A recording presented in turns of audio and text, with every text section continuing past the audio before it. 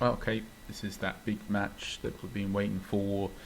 Um, yeah, it doesn't make any sense. We put Algren back in, Pereira suspended, so Dupe comes back on. It's pretty much just a natural sort of shifting of players around. The big thing is who is the substitute here in this slot. We can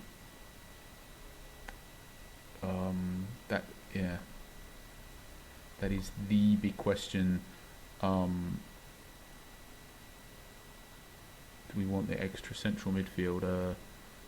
I guess we don't need to there. I don't know. I guess we probably want an extra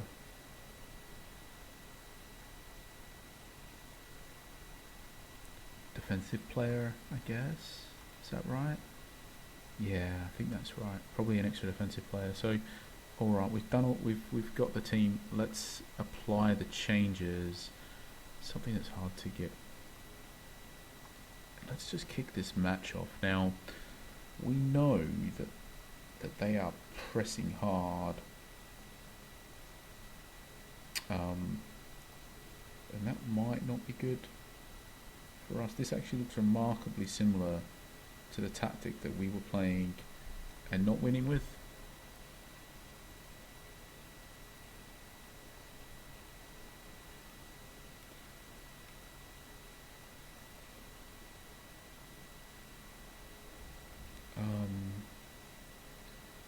Okay, so 2 shots to their 1, and I think we're probably okay with this type of outcome so far.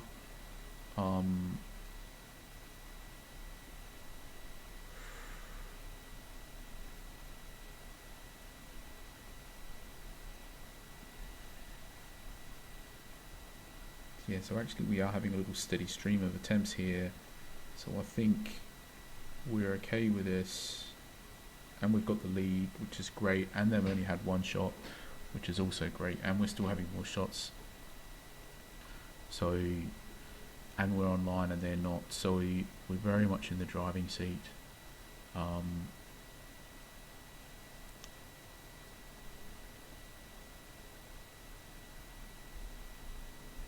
And now, yeah, we've got food for thought. It's probably like a bit early to sub off the left back.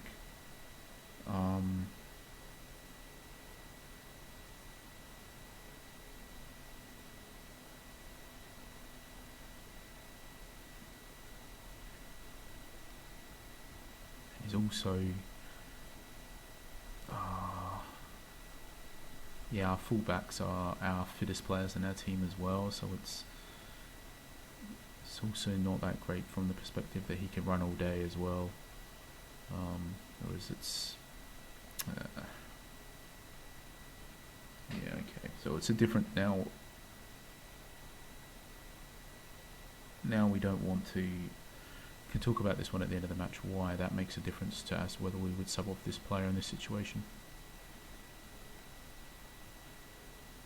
Basically, we don't want to do it. Definitely won't want to sub him off if we're not winning. We can talk about why after.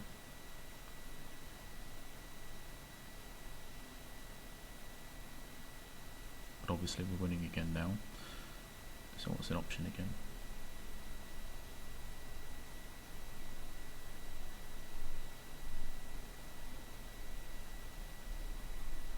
But really, I'm looking at this match and I'm just thinking,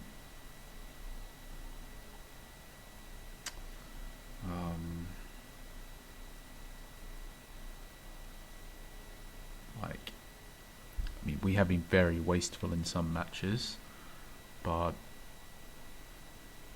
really, if we create another 10 chances, another 10 shots, you just have to think that even if we concede a goal, we would go on to win. So I think the correct course of action here is to make sure that we have another 10 chances. Yeah, I think it's slightly too early to roll out the substitutions. But we will roll out the first of them pretty quickly, because we really want the momentum.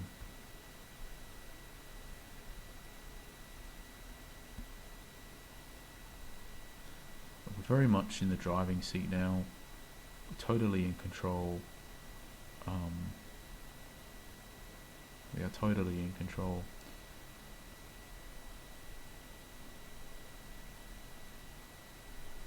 The match is just definitely sort of like it's ours to lose here, but we also want to maintain that control.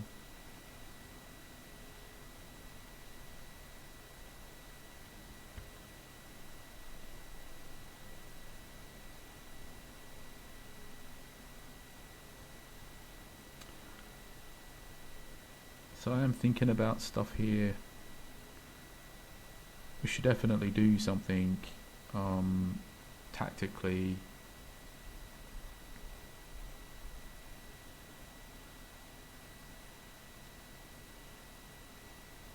So I think now it's the time to do something. I'm thinking a double sub, something that really lets us to sort of keep generating chances, keep pushing on, but maybe a bit more defensive than what we have now. I'm thinking maybe take off Comas and Kanu for wingers. Let's do that.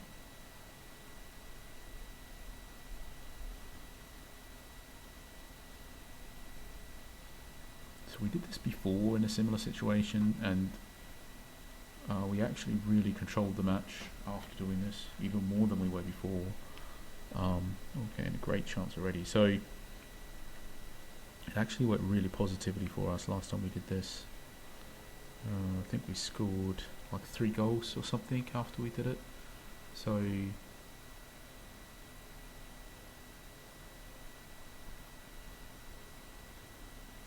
yeah, this team, they're top of the league, right, in projected points, comfortably we're top, and we have just destroyed them.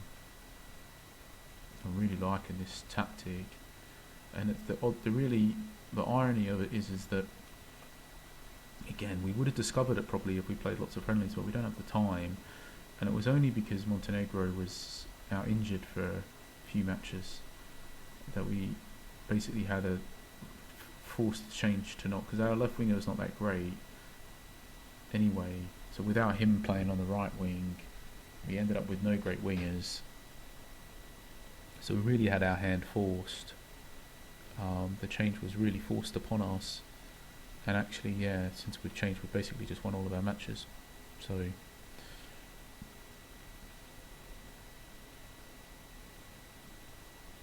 yeah, getting an injury to one of your best players for 5 matches actually turned out to be a huge blessing in disguise for us.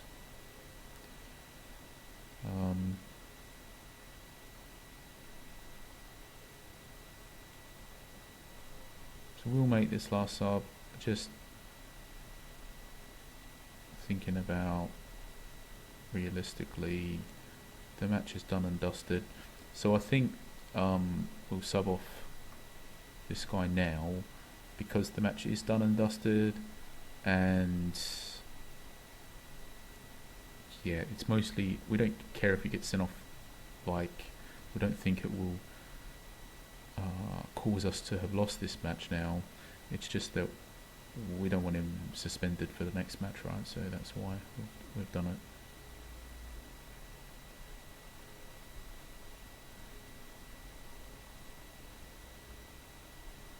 But it's like, yeah, this match was really built up. It was like our big match. Could we handle the big boys? Could we take them on? Are they just too good for us? Or can we compete? And I think, you know, we've answered everything.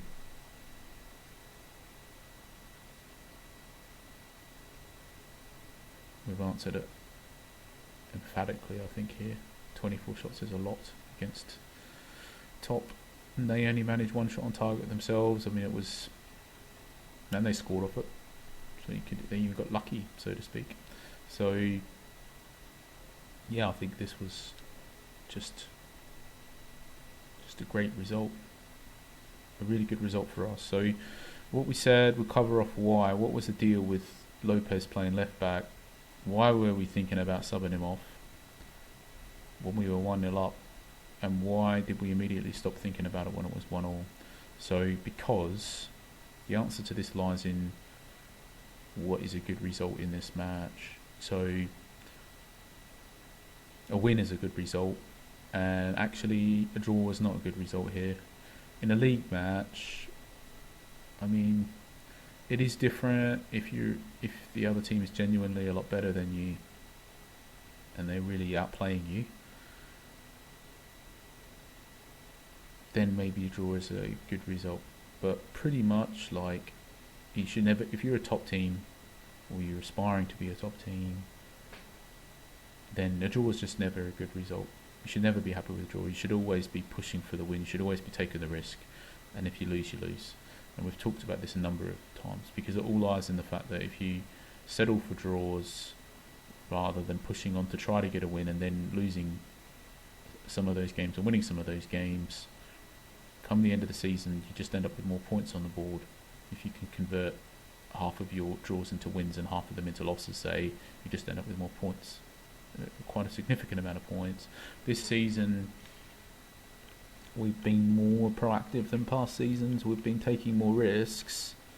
We've been playing more attacking styles of football.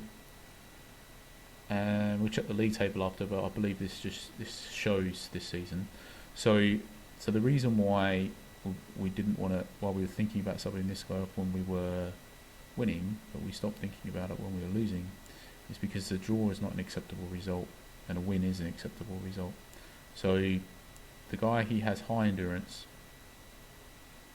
As you can see, we subbed him off in the 81st minute. He still had 88% condition at that point. So one of our fittest players, and he's good as well. His average rating is not that great so far, but he had a couple bad performances when he first joined and we just signed him, but he is on paper very, very good.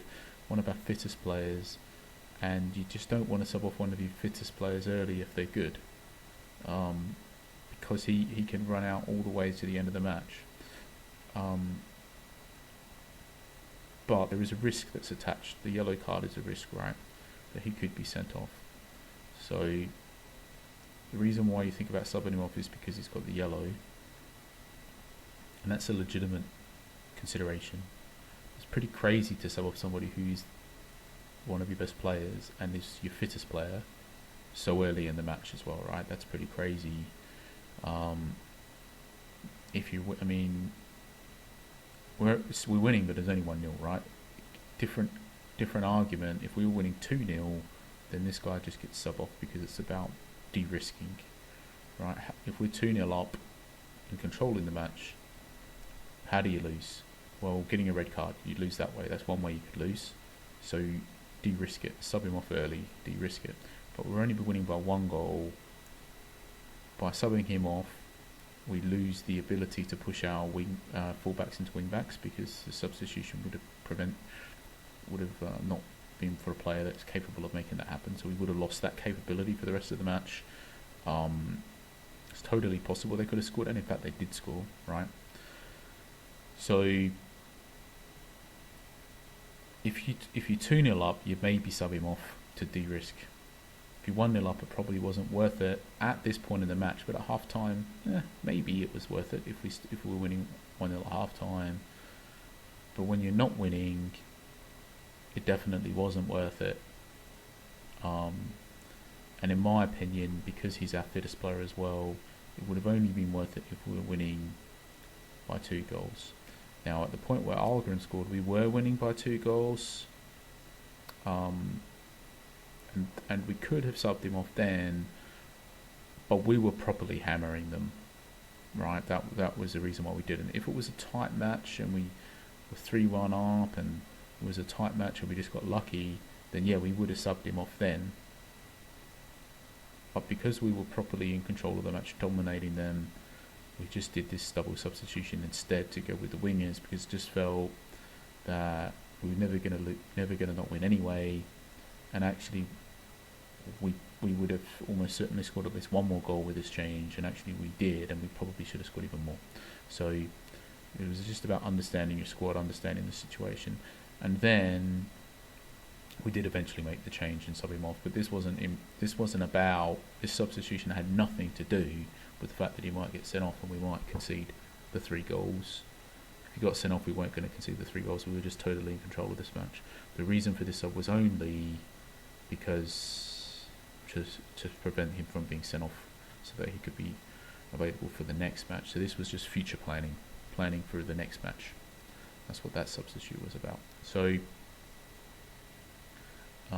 hopefully it all makes sense to do the fact that it's all to do with the fact that he's one of our fittest players. If he was our least fit player and the type of player that couldn't run the whole match out anyway, then it totally was a valid and viable and perhaps the correct option that the minute that he picked up that card, we could have subbed him off potentially, especially if he was one of our worst players, if he was one of our least fit players and one of our worst players, and he had the yellow card and we're winning 1-0 in this situation, then it was a completely viable option, probably the best option, to have subbed him off potentially in the 22nd minute right after we got that yellow card.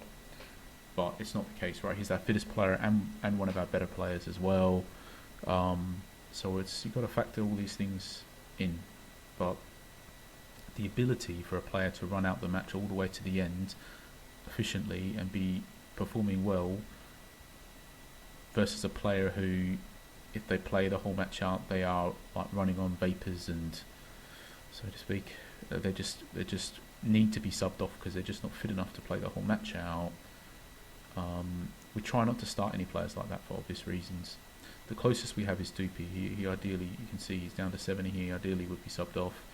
But compared to our opponents, 67, 67, 66, so they've actually got 3 players that are less fit than our least fit player. So,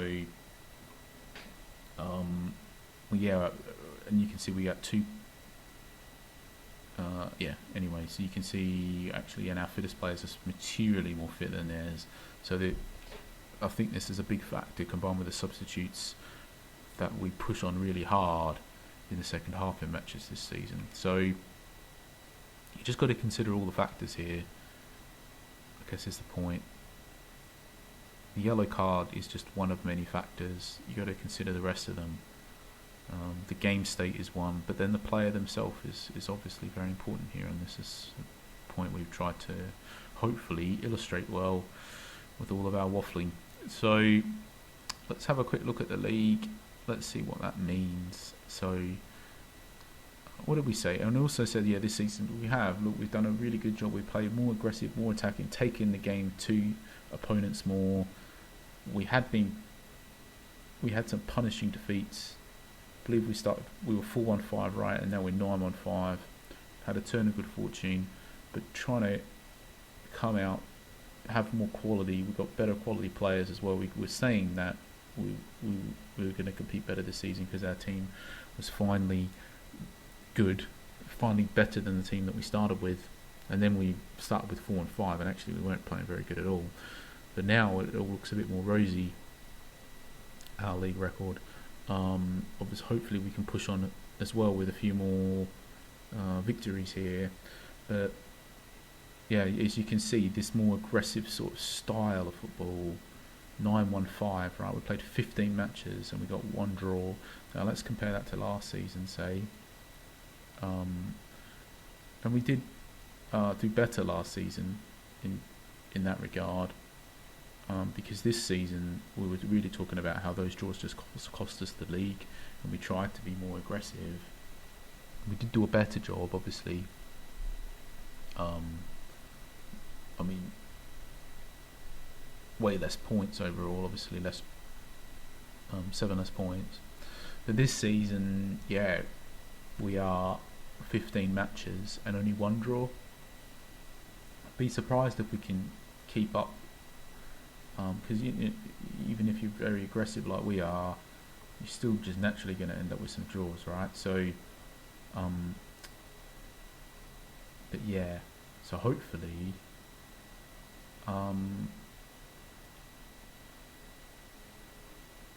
if we can keep up our nice little run of form. We checked out we talked about our 4 big matches and how we had 2 easy ones and 2 hard ones, but they're actually all just easy in the end. We're starting to blow our own trumpet a fair bit here, almost asking for a run of losses. But let's have a look. So we got 2 cup matches coming up, and then shouldn't be understated because we're in all the cups still. So we're actually in 1, 2, 3, 4 cups this season, and we're in all of them still, so that's nice. And then, as you can see, TFA Cup, Community Trophy, 90-Minute Fever Cup, Cup Holders Cup, all of them are there.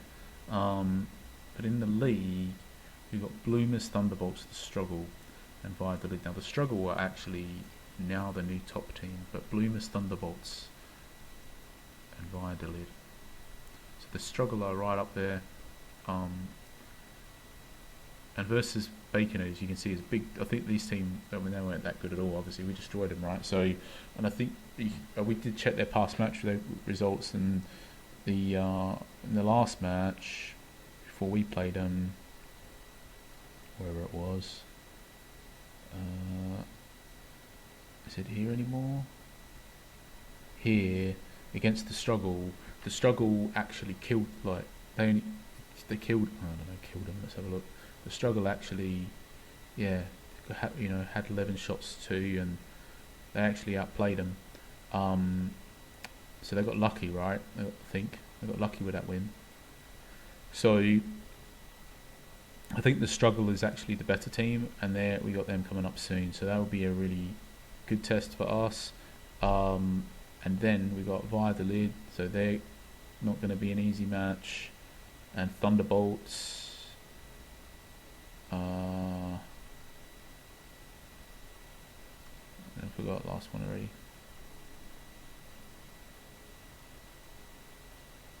And Bloomers, who are actually the very next match. Hopefully, they've not only conceded 13. And they've got a positive goal difference. They only conceded 30. I think these are the danger ones, really. The teams where it's just hard to score against, because if you can't score, how can you win? And even if you score, this team obviously has played 11 and conceded 13. So you're going into this match thinking, well, 1-0 win. It's the game plan. But then they've also scored 16, obviously. So you've got to score 2, really. That's the game plan. And then, well, they've only conceded 13 and 11. So I think this is penciled in as a not so easy match. A match where hopefully if we get the goal first, we can effectively defend it. But if they score first, then it's going to be hard. So, yep. I think, all in all, we're not in a bad position here.